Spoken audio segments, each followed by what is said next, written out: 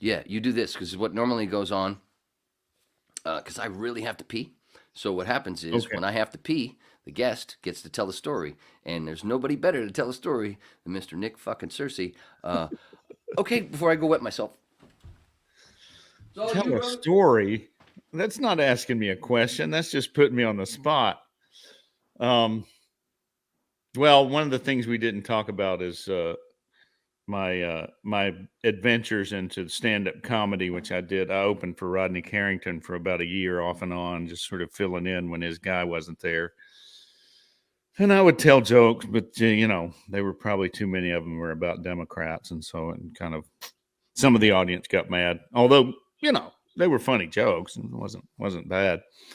But the other thing that I did that we didn't get to is I'm a big wrestling fan, and I became friends with a guy named Matt Hardy who wrestled with the Hardy Boys, and we had been when I was on Justified. That's how we got to be friends, and he was wrestling on the indie circuit back then, and I would send out little videos that were like promos for wrestling, sort of dissing his opponents or something, or making fun of the people he was wrestling. And he finally asked me, "Do you want to do a match?" And I said, "Sure." He said, "Well, I'm doing a match. It's in Nashville, Tennessee. This was in 2014. Ring of Honor pay-per-view. It's called Best in the World. It was the Ring of Honor Wrestling's first pay-per-view. And Matt was in a tag team match with Mike Bennett, and they were wrestling the Brisco brothers, who are scary as hell and just hilarious. They're great. But they had me come in and be a manager, and I was they Matt and Mike were the heels, and I was the bad guy manager. And they're setting up this gag. We talk about the match. We basically choreograph the match for about 2 hours. I get there and we're talking through the match, and then you do this. And we did this spot where I was carrying around my Peabody Award, which I won on Justified, and I was going up to the audience and I was saying, this award is for excellence in television, something you losers will never know anything about. And at a certain point in the match, Matt says, "Nick, throw me the Peabody."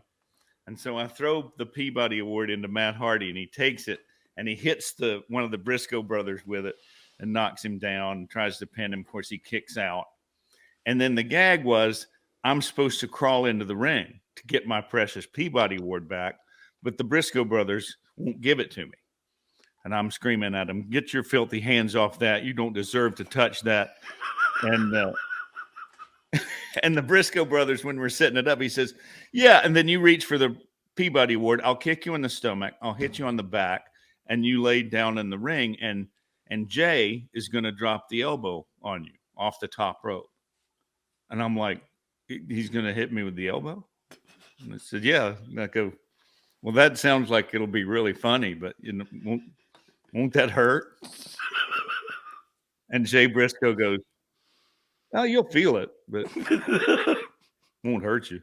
And then they try to tell me how to take it, how the wrestlers absorb these blows, and lean up off the mat a little bit, cross your arms in front of your chest so that the elbow hits you across the arms and not on the chest. And so we get there, and there's 2,000 people there, and they're screaming and hollering. I get down on the ground, and he's about to drop the elbow, and I look up and I just involuntarily go, "Holy shit, that guy's about to jump on me." And I just flinch, and I kind of turned away, and he hit me right in the ribs, and it hurt for 6 months. I think he broke my ribs, but I couldn't tell anybody because my wife had told me, "You're going to get hurt. You can't do that. You shouldn't do this. They're going to hurt you." And I was like, I couldn't admit that they'd actually hurt me because then she would be right. But